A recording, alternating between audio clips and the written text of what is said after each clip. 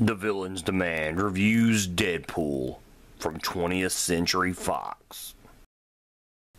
Hey guys, this is The Villain's Demand. I'm Evan the Great. This is Justin Von Doom. Today, Hero Man's not going to be with us for a few videos, but he'll return soon.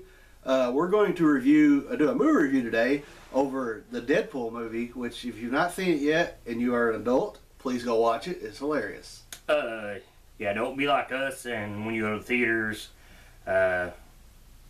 bring your kids. It's horrible. I went there for the late show on Thursday before the movie come out, and people had like their 6, 7-year-old kids there, and they were very displeased with it. But that's on them because for, I'd say, the past month, Yeah. there's been plenty of warnings, even from Ryan Reynolds himself, who plays Deadpool, that this is not a movie for children. It's rated R for a reason. So, parents, if you watch this and you were mad because you took your kid to see this movie, I guess you say the joke's on you. And it's completely your fault. But as for the movie itself, would you use the term perfect? It's a perfect superhero movie. He's not a superhero. Well, vigilante. Oh, he just says he's not a superhero. Hero, yes. Superhero, no. And by far, Fox's best movie. Oh, by leaps and bounds. If you're any type of fan of Deadpool, I'd say probably older Deadpool, maybe not within the last 4 or 5 years. This is what you would want from a Deadpool movie. First, violence. Yes. Lots of violence, a lot of blood. Just kind of give you a shot of all the violent scenes. I thought, honestly, the most violent one was where he was on the bridge where he first catches Ajax, a.k.a. Francis, if you haven't caught on this joke by now. And Cyclops and Negasonic Teenage Warhead show up. And after taking out Deadpool, Ajax escapes. They handcuff him. They're going to take him back to Xavier's school. And he cuts his hand off. I mean, you hear it. It's rough. And then next thing you know, he pushes off. You see his hand, which is left, rip from the handcuff, and he falls off a bridge. And then next thing you know, he's giving Cyclops the finger from the severed hand. Just a small sample of the rating R. What do you think was the most violent part of the movie? Oh boy, that was definitely very violent. I'm trying to think if that scene was probably the most violent scene. I think I would agree that that's the most violent scene. There is a lot of violence in the movie, but I would say that or some of the sex scenes were actually violent. Oh God. I guess that would be the next one on the list is sex. What little sex there is there? Nudity, it's there. You say violent, I don't know if putting a strap on and doing your old man from the backside for Happy International Women's Day will ever be the same again. Nope. But yes, there is a little montage sex scene between him and Vanessa, which was warned about, which kind of gives you a clue of how goofy, I guess you could say, how strange Wade Wilson is and was still before becoming Deadpool with that whole sex scene, just how they him and Vanessa celebrated things, especially as mentioned the International Women's Day. Yeah. When he fights Ajax, there is a nice shot of cock and balls and some underneath shot of ass. And then the titty bar, which wish every titty bar around here had girls that looked like that. You see some full frontal vagina, some tits. As I said, with the sex, they warned people not to bring their kids. Next on the list would be the language. That might have been the worst. That was probably the worst. I think someone counted it, and there was like 88 times the word, 84 times, something like that, the word fuck was said. Yeah. I thought I said fuck a lot in a day, but this movie has me beat by leaps and bounds. And it probably takes place in an hour, maybe, the movie itself. Oh, yeah. Not counting the flashbacks. Shit. Damn, goddamn, bitch. Yeah. Which, with censorship boards today, those aren't so bad. But, you look at your 3 things for a rated R movie, and this movie takes them and like cranks it up to 11, which really fits the character of Deadpool. Oh yeah, Deadpool himself is I guess we call him our rated R Superstar? Yeah, there you go, superstar. But Ryan Reynolds portrays Deadpool so good. I always thought that they nailed Iron Man as Tony Stark the best, with yes. But I'm starting to second guess myself. I'm like, maybe this is the perfect fit for a superhero, because Not Ryan, a superhero. well, a mercenary. He calls himself. I don't think he maybe calls himself a hero there towards the end. But it matches. He matches Deadpool so good. His wisecrack jokes, the action, the violence, and it's all good. And it's actually, they said it's true. It's actually a love story. Him and Vanessa, they wind up meeting up and getting together. And he fails miserably the first couple of attempts, but then they fall madly in love. And then stuff happens to him. Ajax says he can cure him, and that's kind of how the movie takes off. He don't cure him. He basically tortures him, and then he winds up making his mutant gene That they like filled him with, which is actually Wolverine. Yeah, kind of pop out, but he keeps his personality, which is what they didn't need. He winds up getting out of this chamber, and that's where they fight in the fire pit. And it's so cool when they do the backstories to show you why he's like he is, and then it makes you even hate. You find out why he hates Ajax so bad, or Francis, as he spelled it out. Yes, Francis. I'm with you. I think it's, man, because they're two different types of characters, and I feel almost it's cheating with Fox making this the best portrayal of a comic character, because Marvel has done so good portraying characters. Yeah. And like we have said, Robert Downey Jr. was probably the best up to date, because he, from personal experience, has went through a lot of the stuff that Tony Stark has went through, and he relates to it really well, and it adapts on screen really well. But with Ryan Reynolds, it's almost cheating, because they were like, you know what, we don't have a really great rated R comic book movie, which that was the big thing, but that's almost a lie, because you've got The Crow. You look at all these older ones. You have Watchmen. A lot of people. A lot of people just forgot about these movies all of a sudden because of this movie. But maybe in a sense that's great, because now you'll see characters that need an R rating, or just a movie in general about a comic movie that will need an R rating, and someone won't be so scared to deliver that to the fans, because I mean, we fans always knew this would work, and it's just totally blown people, caught them off guard with how well it's done. I think at the time it's over like 600 million right now. But anyway, back to being portrayed, it's almost cheating in a way, because you had to do extreme things to make this character work, and they did a really, really good job of it. Yes. Just from the way he carries himself, the battle sequences, like when he fights people, it's like that's how Deadpool would fight him. He fights Colossus, and it's hilarious. He breaks both his arms and his legs, and I can see Deadpool doing something like that. Yeah. And then winds up cutting his arm off, and then, when he fights Francis, it's epic.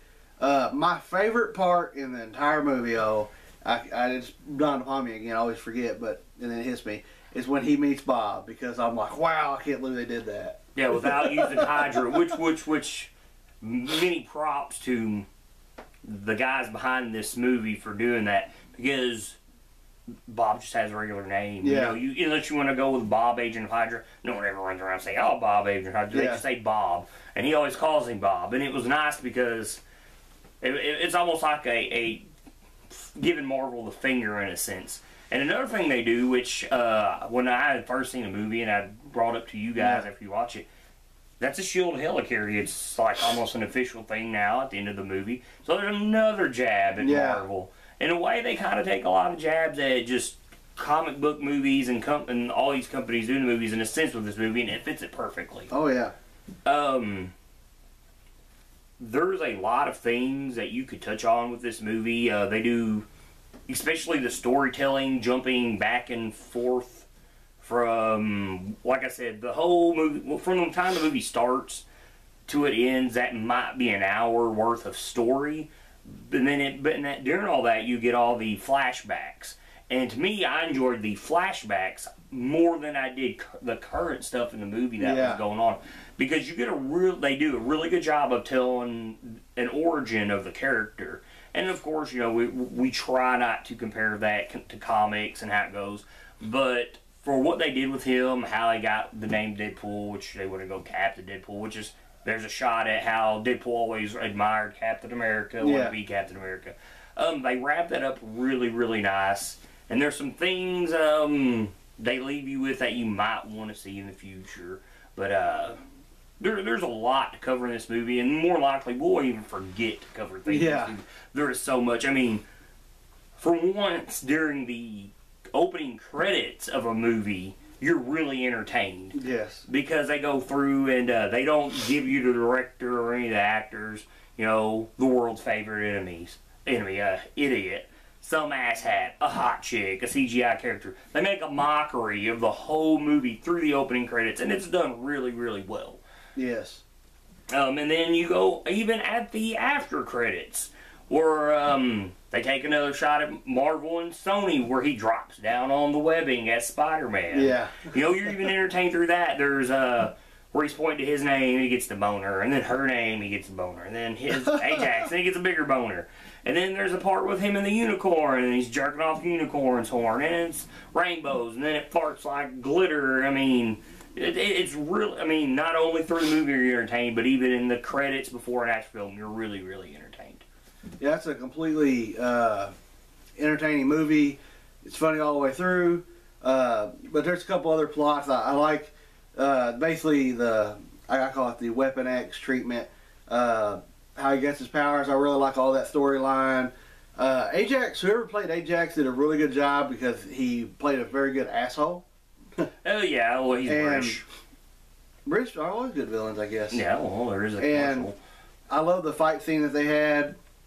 If I could say anything I wanted more in the movie, it would be nothing. I mean, there is some things, but for the most part, it's nothing. They did a perfect first movie for Deadpool. Well, you'd say that you brought up Ajax. I thought Ajax, honestly, was the only problem with the movie. Oh. He's not a memorable villain. He didn't do anything to make you remember him in a sense. I think that's why they used him. Well, he is locked in the origin of Deadpool. I just think maybe they could have done, I don't know, a little bit more to make you remember. I mean, you look at all your villains and just kind of give you a rundown of the great things they've done to make you remember them, which you have, we'll say Zod, for instance, in Man of Steel. I mean, he literally made Superman kill him. Yeah. It's very, very memorable because Superman's one of the most beloved comic characters in history, and he doesn't kill people. That's what superheroes are known for, and he forces him to kill him. Yeah. Okay, and then you look at Red Skull from Captain America, the first Avenger. I mean, for one, his look itself will not make you forget him. I mean, when he rips off the skin off his face and you see the skull, it's very memorable. He's got a very memorable look to him. And then even in the end with the whole Cosmic Cube, the Tesseract thing, I mean, there's moments there that you will never forget about him, where this movie with Ajax Francis, there's nothing really that sticks out about him that makes you want to remember him. Yeah. And I mean, he's not a character that's used a lot in the comics, even back in the 97 run where you start to figure everything out about him. But I feel that that's the only part of the movie that the ball was dropped on. In a sense, I mean, you know, because Fox has a thing with, you know, trying to make your heroes look more normal, like they fit in the real world. You look at the X-Men movies with the costumes. And you know, okay, for one, you have Deadpool, who's got a very colorful costume, known for the pouches, the swords. Colossus is a big CGI character. Yeah. You know, you look at him, and even Negasonic Teenage Warhead. You look at her, I mean, she's not your typical chick, you know, she's got the nose piercing, she's got the short cut hair. You know, there's all these visual looks to those three characters that makes you remember them, but there's nothing about Ajax at all that you look at that says, oh, I'm never going to forget this guy. And I think that's the only part of the movie that's lacking. The action scene that I think they did the best job on is the helicarrier action scene, is what we're going to call it. Yeah. Well, that was pretty good. Where he fights all the, you know, he's fighting all the bodyguards for Ajax, and then he also brings Colossus and Megasonic with him. and you get to see, I don't know who the chick is that he has. They called her Angel. I think somebody said she was a mixture of a couple characters. I don't know. I could tell. But it was, I liked that character, but also didn't like that character because they didn't give me enough information to say, yeah, she would whoop, she would knock around Colossus like that, because he is and by this point, he's already been in the X-Men, he's training in the Danger Room, and I just think that there's no way that would have happened. Okay, I'm glad you brought that up, because now that I think about it, that is another problem I have with the movie. She makes Colossus look like a bitch. Yeah. She does. I mean, from the very get-go, I mean, she is terrible. And this is, okay, I mean, at the time, you don't know what the X-Men have been through. There's Days of Future Past. I mean, this movie is really messing with timeline-wise, because you know it's set now. Yeah. But you look at the X-Men movies and what's going on, you don't know what Colossus has been through, who he's fought. I mean, he wasn't really a primary character in any of his movies, but I mean, this is a guy literally who fights the Juggernaut. Yeah. And then this chick just shows up, and you really don't know a lot about her, but man, she literally makes him look like a chump. Yeah. And he is literally one of the most physically strongest X-Men. The only thing I can think of is they wanted to portray his respect for people by not wanting to hit a woman, and Well, when her tit shows up. that might have been the funniest moment because I laughed so Yeah, hard. because he was like, oh, and she's like, oh, thank you. They That's portrayed sweet. that very good, and then she hit him right in the nuts. Well, yeah, and it's good because that right there played into the flavor of the anti-hero theme that the movie kept going on through between him and Deadpool. But yeah, and it was really sad to see a seasoned X-Men character get, messed up by somebody, in the sense that's kind of a no-name. Yeah, they gotta explain some more. Which they did take her at the end. Yeah. So maybe that will play into a future movie by some chance. They might turn her into somebody. So, I mean, there's a lot right there. That's like I said, there's a lot of things that's going on in this movie for future installments, and right there is one that you could easily go with. They had a couple other characters in the movie. Blind Owl, what they call her? Blind Owl. Yeah, they call her She's Blind Owl. Yeah. I thought her character was hilarious to me. Yeah, I thought her character was very good. I like the living situation with her and Deadpool. A lot of good jokes go on there when she builds the cabinet and like falls apart. And then she tells him, like, I can hear every sound in here. He's like, you might want to leave. And he looks at his baby head. Yeah, it's going to make it feel so big. She was a very good character. And then his other partner, what was his name? I can't remember his name for the life of me. He had the glasses on. Weasel. Yeah, Weasel. Man, what a good character. I like that character. It's a very good sport character. I like Weasel a lot. I like Blind Owl. I like a lot of the. There wasn't actually that many characters in the movie if you think about it. No, there's not. Besides, you go maybe 6. Oh, you got him. 5 or 6 that are actually screen time. Deadpool, Vanessa, Weasel. You got Blind Owl. You got Colossus, Negasonic. Yeah. And you got Ajax and his chick. I mean, so like 7. That's it. That was close. 7 or 8. They said, like, I don't know what the budget for the movie is, but it wasn't very much. No, it wasn't a lot, I mean, this movie made ridiculous amounts of money. And, you just talk about Blind Owl. I mean, with her and Weasel, and then the brief appearance of Bob, you get a real core cast right there that's Deadpool has been built around and tied to for, the better part of 3 decades now. Yeah. And it's great that all these little things that you would want to see as a Deadpool fan gets added to the movie. Yes. I guess you could say the biggest thing to come from the movie, like I was talking about, is what you expect from the future of this. Everybody wants an X-Force movie. Yeah. Everybody wants Cable. Spoiler alert. End scene credit. A lot of people complained about that. I really like that. Oh, the awesome. after scene with where he's in the robe. Everybody wants Cable. Like I said, this Angel, the chick that beat up Colossus, she's still alive. They took her, so obviously she's going to Xavier School. And then you've got the big one, which is Vanessa. She becomes Copycat. And I did not know that. Yeah, that's Copycat. If they're going to play it like that, she winds up becoming Copycat, and they wind up having a love-hate relationship. Her and Wade do in the future, but if I'm right, she's a mutant, so I don't know how they're going to play that. I don't know if they're going to go that route. And one thing that I thought about during the movie is, are they somehow going to incorporate death into the movie? I don't know. That's one thing that I immediately thought about when the movie was over, because death has a big role in Deadpool's history. Especially here recently in the comics, where you've had the Deadpool versus Thanos story over death, and you kind of find out that it's more of a Thanos curse than anything. But you read, it's one of the annuals. I think it's the first annual of the main series from '97, where where you get the history with him and Ajax and him and Death. He is the first living being to see Death, actually perceive her without dying. So they have like a relationship, a romantic relationship, on and off, depending on, I guess, physically what's going on with him, if he's like a near-death state. So, that's my thing, did he see her while he was down there in the hospitality room? Which I don't know why they didn't call that a part of Weapon X. I don't know. I mean, they have the rights to use Weapon X, so I'm not sure why that wasn't said, but I mean, that's the first thing I thought, that while he was down there, which was over quite a bit of time, did he see that? Is that something that might be brought up in a sequel? Because that's I would think that's the biggest part of his history that wasn't in the movie. I think you're right. It didn't ever really mention that at all. Well, they should have. Well, I mean, death is something that you don't have to have the copyrights to own, to a sense, but it is something they could really use, I think, to incorporate later into the movies.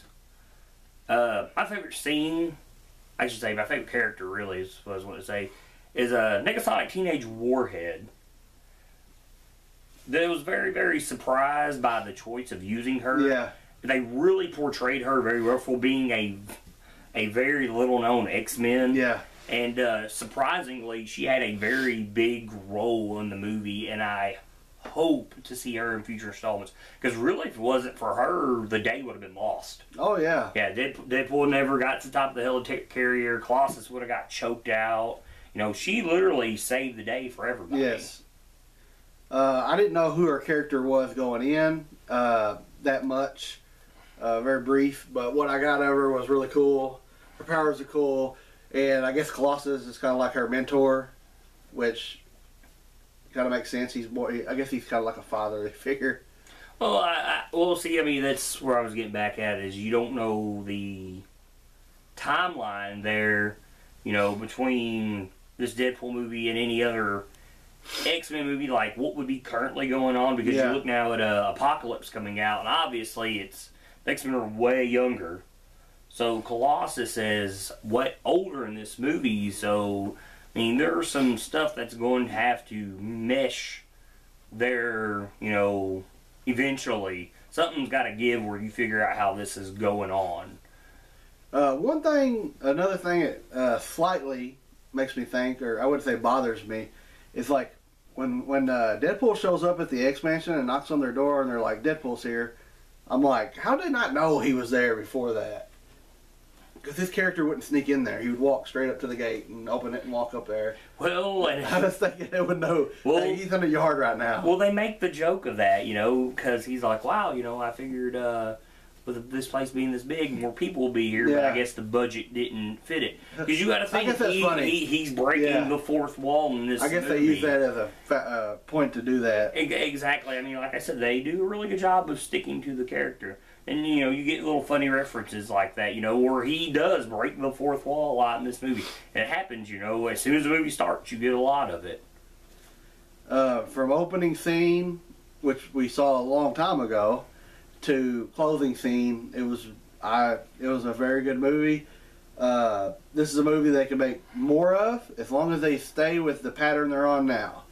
Keep it for adults, not for children, and the only thing I would say is explain some of your villains more so we understand what they are, and that's about it.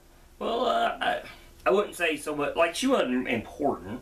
Well, I know, but I want to know why she was able to do that to Colossus, because they just say, oh, she's strong. Yeah, she has augmented strength and stuff like that. Yeah, but I mean, like you said, maybe Colossus was just holding back. Yeah. Yeah, I completely agree. If they keep on this path that they're on with any future sequels, even X-Force, because X-Force, if you do it right, which I'm sure everybody wants the Wolverine-led X-Force team from, I don't know, I guess you could say about 10 years ago, maybe. You know, the book's very, very violent. You know, obviously that's what everybody wants to see. And if they keep that movie and this movie down the right path, the whole, I'm not a superhero, but yet in the end you're becoming that hero, Merc with the Mouth. That's I guess that's one thing I'd want to see more of a mercenary type of Deadpool in a way. Something just dawned upon me in that Weapon X series. I believe that they travel. X, you mean? X-Force. I believe they travel through time looking for Apocalypse. Oh, well, they run into Kid Apocalypse. So they could actually throw that in with this Apocalypse X-Men movie somehow. Well, man, okay, like, you bring that up, and that's what I'm wondering is, Cable's got to show up in that movie. Yeah. He would have to. And I think with that movie that they will somehow fix this timeline. Because I guess in Days of Future Past, you kind of slightly seen some things, you know. But that's still set so far from this movie that something has to be worked into it. You know, and that's what I'm hoping for, that Cable does show up in that movie. Like, this is your big secret. Yeah. You know, Fox, Cable shows up, somehow fixes this, and then brings Deadpool into this. And, I mean, you also still have the, I think the Gambit movie got pushed back. That everybody seems to forget about that comes out this year. And then they're also doing the Deadpool Gambit comic book. I think they're somehow going to intertwine their backstories with each other to some degree. So maybe that'll play in and help fix this up. But, you know, right now that's the one problem they have, is to somehow catch these X-Men movies up with the Deadpool movie. Because, you know, Colossus talked about how he needed to join. Yeah. And he kept saying no, but yet he keeps finding himself being the hero. Yep. So eventually there's got to be some merger there. I think that's about it. Yeah, like I said, there's probably a ton of things we could have covered, but this movie's so crammed with so much stuff. And our hero man, our Deadpool expert's not here for this, so in a sense it's kind of a downer for us. We really wish he was here. We know how much he loved this movie, and he could talk about this movie for hours. We might get him to write a review and throw it up on the Facebook page. But we're the Villains Demand. Justin Von Doom, he's having a great. Watch us on YouTube. Watch our other videos. Like us on Facebook. Subscribe to our YouTube channel. Keep reading, guys.